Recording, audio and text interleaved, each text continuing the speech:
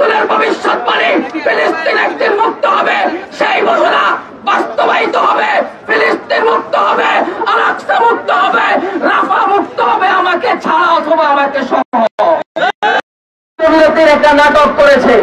সাধারণ ফিলিস্তিনি জনগণ যখন যুদ্ধবিরতি মনে করে পবিত্র মাহে রমজানে ধর্মীয় বিধিবিধান পালন করছিল, সেই মুহূর্তে আমেরিকা ইন্দোরে ইসরায়েলের নেতানিয়াহু সর্বশক্তি নিয়ে গাজাকে পৃথিবীর মানচিত্র থেকে নিশ্চিহ্ন করে দেওয়ার জন্য ইতিহাসের নির্মম গণহত্যা চালিয়েছে।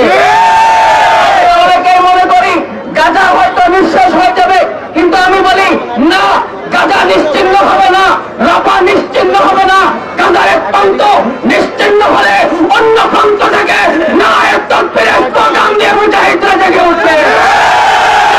আল্লাহর ঘোষণা, আল্লাহর রাসূলের ভবিষ্যৎবাণী ফিলিস্তিন একদিন মুক্ত হবে, সেই ঘোষণা বাস্তবায়িত হবে। ফিলিস্তিন মুক্ত হবে, আল-আকসা মুক্ত হবে, রাফা মুক্ত হবে, আমাকে ছাড়া অথবা আমাকে সহ।